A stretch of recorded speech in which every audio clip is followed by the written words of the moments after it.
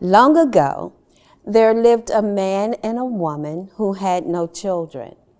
And year after year, this was their only sorrow. Then one day, the wife felt her dress growing tight around her waist, and joyfully she said to her husband, "We're going to have a child at last." Every day, the wife liked to sit by the window in the back of the house and look down upon this beautiful garden. Flowers grew there, rare fruit and herbs of every kind. The garden belonged to a sorceress, though, and she built high walls on both sides of it, and no one ever dared to enter it. One day, when the wife was looking out the window, her eyes transfixed on a bed of Rapunzel. The herb was so luxuriant, so thick, so rich, so green, that she developed a longing to taste it.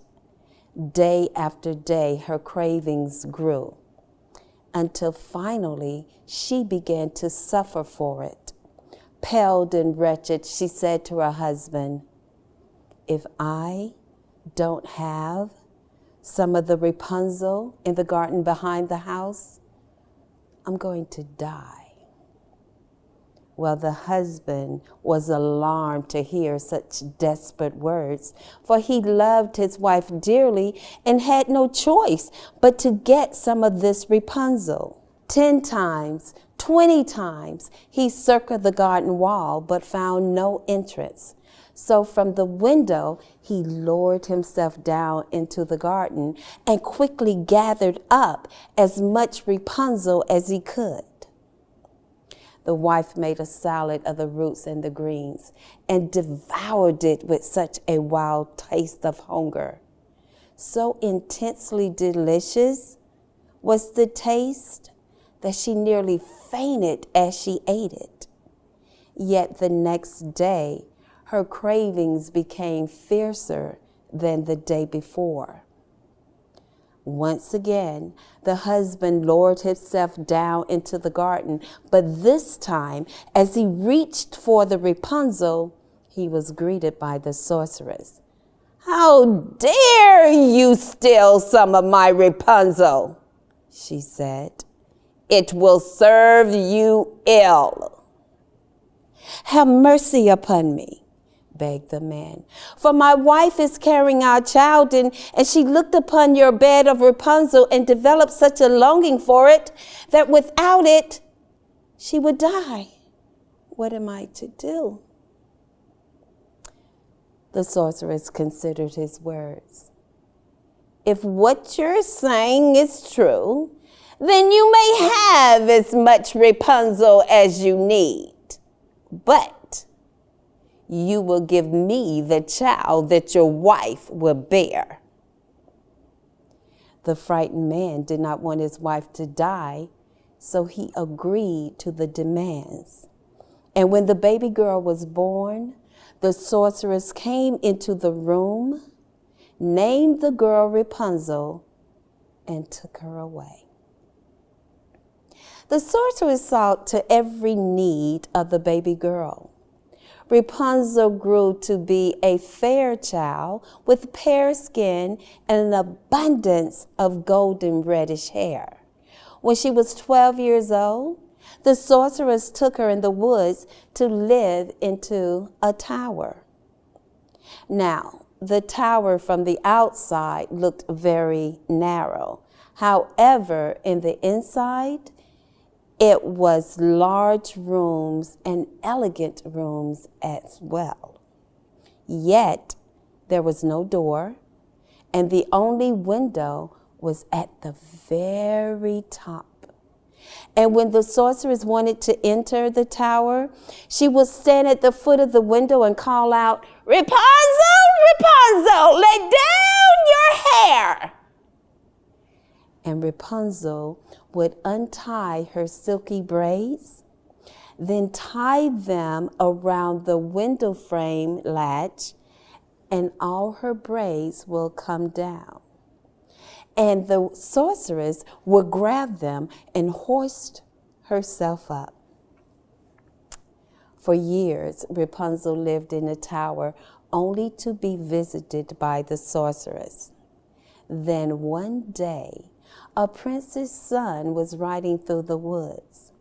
As he neared the tower, he heard a voice that was singing and sweeter than any voice that he had heard before. 10 times, 20 times, he circled the tower but found no door. How strange is this tower, he thought. And then he thought his heart would die of sadness. He inquired about the tower at nearby houses, where he was told a sorceress was keeping a girl hidden away in the inside. Determined, the prince visited the tower every day to see how he may see the face of the girl whose voice had charmed him so. Then one morning, he saw the sorceress called out, "Rapunzel, Rapunzel, let down your hair!" Instantly, he knew then how he could enter the tower.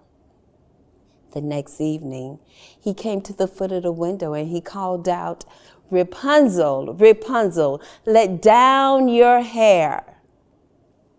Rapunzel let down her beautiful hair, and the prince took hold of it and pulled himself up. "Heaven preserve me," Rapunzel cried, for she had never set eyes on a man before. However, he began to speak in such friendliness that her fears were soon gone. "Your singing was so beautiful," said the king, "that I had to see your face, or my heart would have no peace." Rapunzel saw that he was young and handsome, and she herself began to feel a happiness inside that she had never felt before. The prince grew bold and at that very moment proposed to her. And Rapunzel consented. They were married in the tower, and from that day on, the prince visited her every evening. And the sorceress, who only came in the mornings, never knew of his visits.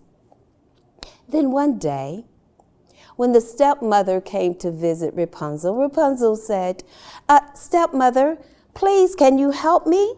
My dress seems to be tight around my waist and it doesn't seem to fit anymore." Well, instantly, the sorceress understood what Rapunzel did not. "You wicked child, what do you say? I thought I have kept you safe from all of the world, and yet you have betrayed me." In a fury, she took Rapunzel's braid. She took the shears and cut them off. Then she sent Rapunzel to live in a far-off country alone with no one to care for her. After many months of being alone, Rapunzel gave birth to twins, a boy and a girl. That evening, when the prince came to visit, he called out, "Rapunzel, Rapunzel, let down your hair." The sorceress had gathered all of the sheared hair, and she let them fall to the ground. The prince grabbed the braids and pulled himself up, only to be confronted by the sorceress. "So you came to see your darling Rapunzel?" He looked. "She is gone. Rapunzel is lost to you forever." Stricken by grief, the prince let go of the braids and he plummeted to the ground. Although the fall should have killed him, he lived. But his eyes were hurt. He was now blind. Then, with nowhere to go, he stumbled into the wilderness. eating only berries and roots, and thinking only of his beloved wife, Rapunzel. Then one day, in the wilderness, he came across a singing that was so dear to him. It was the same wilderness that Rapunzel was in with the two children. He rushed towards the singing, and Rapunzel saw him. She welcomed him with open arms and then began to weep. As she wept, two of her tears fell into his eyes, and instantly the prince could see. His vision was cleared, and he looked at Rapunzel, and he looked at his beautiful two children. And then he looked beyond the rocky hillside and realized he was no longer lost.